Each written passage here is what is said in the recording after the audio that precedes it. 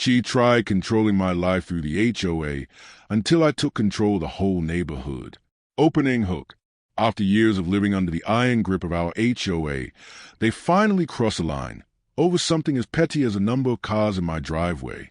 What they didn't know was that I had been playing the long game. And tonight, I was ready to show Karen, the power-hungry HOA president, exactly who really runs this community. But would she step down quietly when I revealed the truth? I never wanted a war with our HOA. Truly, I didn't. But that changed last Tuesday morning when I saw a bright orange notice taped to my front door. My hands trembled as I read the words. Immediate HOA fee increase, $500 monthly. Violation, excessive vehicles on property. 3 cars. That's all. My construction work truck. My wife's SUV. She's a hospital nurse. And the used Honda we bought for our daughter's 16th birthday just last month. 3 ordinary cars. In our own driveway. I watched through the kitchen window as Karen Mitchell, the HOA president, marched past with her usual little pink clipboard and measuring tape. She paused at my driveway and, for the 3rd time this week, began snapping pictures with her phone. Honey, she's out there again. My wife Sarah called from the living room. Maybe we should just park the Honda in the garage. No, I replied firmly, pouring my coffee. We're not hiding our daughter's birthday gift like it's some criminal offense. Our garage was packed. Sarah's medical supply storage on one side, my work equipment on the other. We'd explained all of this at the last HOA meeting. I'll never forget how Karen looked at me, smirking as I laid out our case. Rules are rules, Mr. Thompson, she said without even glancing up from her phone. Maybe if you can't afford proper garage space, this neighborhood isn't for you. What Karen didn't know, what no one knew, was that for the past 5 years, I'd been quietly buying up properties in this very development through my real estate firm. I used separate LLCs for each purchase. It started as a smart investment, but now it was something much bigger. As I walked out to check the mail, I spotted Karen pretending to inspect Mrs. Johnson's rose bushes, still watching me out of the corner of her eye. Poor Mrs. Johnson had been fined last month for having roses that were too vibrant, allegedly disrupting the neighborhood color harmony. My phone buzzed. A message from my lawyer. Closing complete. You now own 67% of the development. I smiled, tucking the phone away as Karen Power walked toward me, clipboard clutched like a weapon. Mr. Thompson, she said in her fake sweet tone, I trust you received a vehicle violation notice. I did, I said calmly, and I have a few questions about the legal basis for this fee hike. She waved it off. The board has full authority to enforce fees. Maybe if you attended more meetings, you'd understand. What she didn't realize, I had attended every meeting, for 5 years, via proxies who owned the other homes I bought. I had documentation, every unfair fine, every bias enforcement, every abuse of power. As Karen turned to leave, heels tapping on the sidewalk, she called over her shoulder. Oh, and the board is calling an emergency meeting tonight at 7 p.m. sharp. We'll be addressing problem properties. I watched her go, then pulled out my phone. Time to prepare those documents. She's making her move tonight. Just then, my daughter pulled into the driveway. Karen stopped, again, to take more pictures. My blood boiled, but I stayed calm, because tonight, everything would change. I stepped into my home office and spread out the property maps. 5 years of strategic purchases, carefully color-coded and annotated. This wasn't just about cars anymore. It was about principle. It was about justice. About Karen's reign finally coming to an end. As I reviewed my notes, my phone rang. It was Mrs. Johnson from across the street, in tears over yet another violation notice. I listened quietly as I glanced at the framed photo on my wall. My father, standing proud in front of his first home, the one he lost 2 decades ago after relentless HOA harassment forced him to sell at a loss. He taught me to play the long game, to stay calm, to fight smart. I checked the time. 6 hours until the meeting. Karen wanted a battle over 3 cars in the driveway. She had no idea what was coming. She thought she controlled the HOA until I revealed who really owned the neighborhood. The moment I mentioned I owned the majority of this HOA, the room fell silent. I locked eyes with each board member before continuing. But perhaps we should first talk about these questionable surveillance activities you've been conducting. A wave of gasps and murmurs swept through the room. Phones came out as neighbors began recording. Karen's hand trembled as she reached for her water, knocking her precious pink gavel off the podium in the process. That's when Bob, her husband, rushed forward and whispered urgently in her ear. Her expression changed in an instant. She finally realized who she'd been messing with. My heart was pounding, but my voice stayed calm and steady.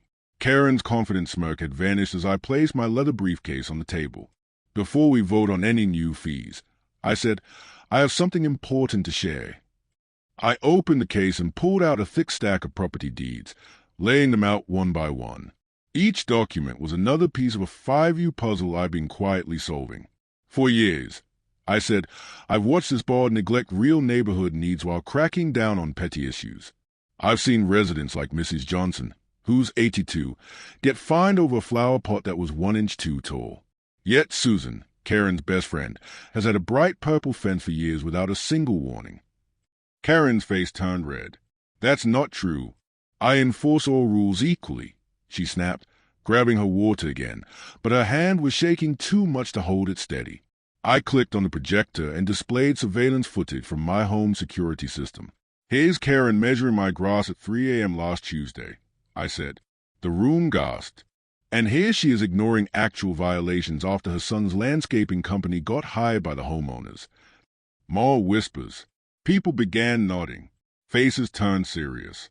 It was clear Karen's selective enforcement had affected almost everyone. But here's the most important detail. I continued, lifting the deeds again. Through my company, Sunrise Properties, I now legally own 67% of the homes in this neighborhood. I let that sink in. That makes me the majority stakeholder in this HOA. Karen jumped up so fast her chair clattered to the floor. You can't do that. It's not allowed. I smiled calmly. Actually, I can. I've had everything reviewed by 3 different law firms. It's perfectly legal. Then I pulled out a second folder. And here are 32 signed complaints from residents alleging harassment, favoritism, and unexplained fees. The room exploded in outrage. Mrs. Johnson stood up, her voice cracking. Last winter, they fined me $200 for not shoveling fast enough. I was in the hospital with pneumonia. Others followed, sharing stories of excessive fines, unjust notices, and Karen's cold disregard. Karen slammed her gavel, shouting for order, but no one listened anymore. I moved to dissolve the current HOA board. I announced, effective immediately, we'll hold new elections with term limits, transparency, and conflict of interest protections. Bob Chen raised his hand. I second that motion. Dozens of hands went up around the room. Karen turned pale, clutching a designer purse as she backed toward the door. This meeting is adjourned, she shrieked. You will be hearing from my lawyer. Actually, I said, still composed, according to HOA bylaw section 7.3, adjournment requires a majority vote, and I'm pretty sure you don't have that anymore. I gestured toward the table covered in deeds. We're just getting started. Karen froze, hand on the doorknob, finally realizing her grip on the neighborhood was slipping. 20 years of dominance, undone in one night. I opened the third folder. Now let's talk about those pool renovation fees from last summer. You charged $50,000, but the pool never got fixed. Here are some interesting bank records. Karen slumped against the wall, stunned. What she hadn't noticed was that a local news van had pulled into the parking lot outside. I had invited them. This was no longer just about fees. This was about justice, and I had every single receipt. The next day, Monday morning, I walked into my lawyer's office to find 20 angry voicemails from Karen. Over the weekend, she discovered my company's ownership records. Now she was threatening to sue me for a hostile takeover. I couldn't help but smile. The facade had finally cracked. But Karen wasn't just furious. She was scared. That evening, she went door to door, spreading wild rumors that I was planning to turn our peaceful cul-de-sac into a parking lot for my car collection. Some neighbors actually believed her, especially when she waved around fake documents suggesting I had ties to shady developers. I knew I had to act fast. That night, my security cameras caught her sneaking onto my property. Midnight, flashlight in hand, taking close-up photos of our license plates. The next morning, she filed a lawsuit claiming she tried to sue me, but exposing the truth took everything from her. Karen tried to fight back the only way she knew how, with threats and lawsuits. She claimed I had broken HOA rules by purchasing properties through my company, and even filed for an emergency court order to freeze my voting rights. That's when all the months of careful planning paid off. My lawyer presented our secret weapon, a complete archive of HOA meeting record from the past 5 years. Videos showed Karen letting her friends slide on clear violations, while hammering others over the tiniest infractions. We had canceled checks showing she used HOA funds to renovate her own backyard. But the real knockout punch? Emails where she bragged about using her authority to keep out undesirable elements. The judge's eyes grew wider with each exhibit. Karen's face turned a shade of crimson when we showed time-stamped footage of her measuring my lawn at 3 a.m., taking photos of my teenage daughter's car, and leaving threatening notes on neighbors' doors. Her lawyer started to sweat when we presented altered HOA records, clearly edited to hide her friend's unpaid dues. And then came the turning point. 3 former board members stepped forward. They testified under oath that Karen had bullied them into approving unfair rules, targeted homeowners she personally disliked, and even used HOA fines to pay for her annual Hawaii vacations. The courtroom fell into stunned silence when we showed screenshots of a public social media post mocking elderly residents who struggled with fines. In one poolside photo from Maui, she'd written, "Thanks to all my rule-breaking neighbors for funding this vacation. Keep those violations coming." Karen tried to salvage her case, insisting she was simply enforcing rules. But then we played the recording from last month's HOA meeting, where she screamed at 75-year-old Mrs. Johnson for having a bird feeder 2 inches too low. That's when she lost it. She shot up from her seat and pointed a trembling finger at me.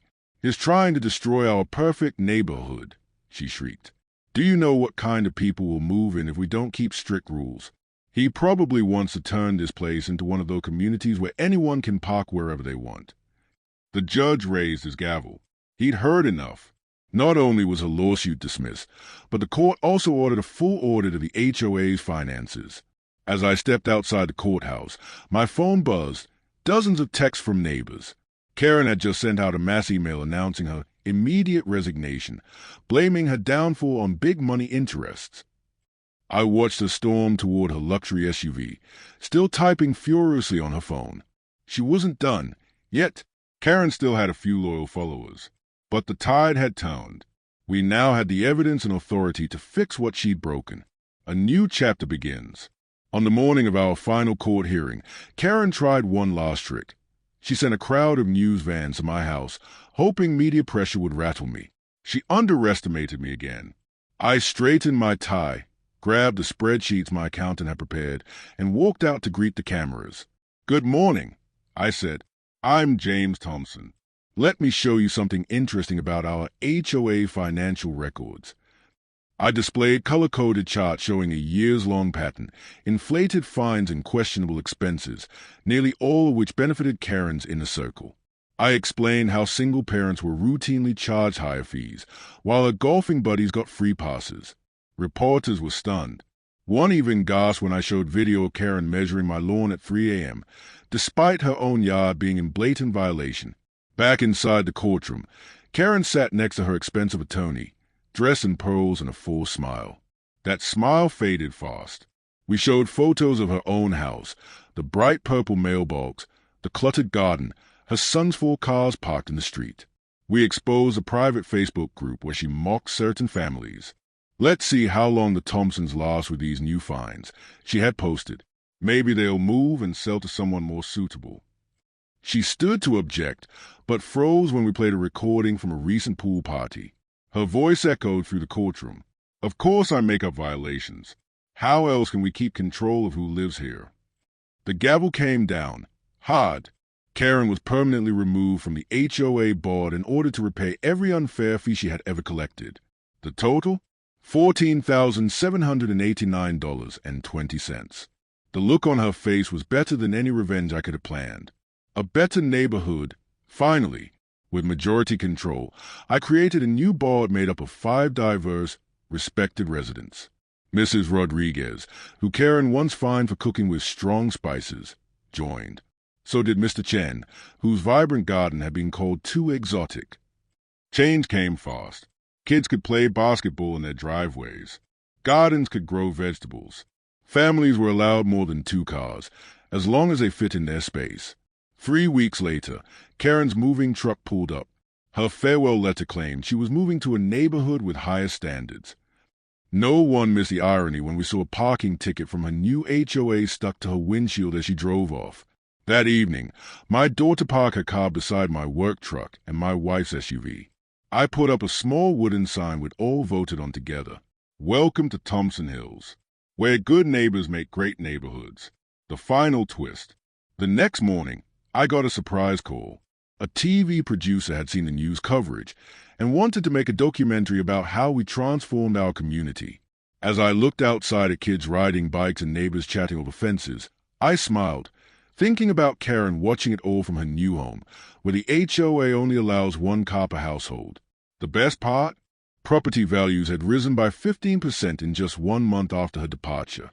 It turns out people really do prefer to live in a neighborhood built on respect, not fear. Even a few of Karen's old allies came by to apologize, admitting they were just afraid of becoming her next target. We still have an HOA, but now it protects instead of polices. Every month, our fees go toward real improvements, the playground, the pool, and even a new community garden, built on the very spot Karen used to take her violation photos. As I filed away the last of the court documents, my phone buzzed with text. It was from the Neighborhood Watch Group in Karen's new subdivision. They wanted advice on how to deal with a power-hungry HOA president. I leaned back, smiling. Sometimes, the best revenge is helping others take their power back.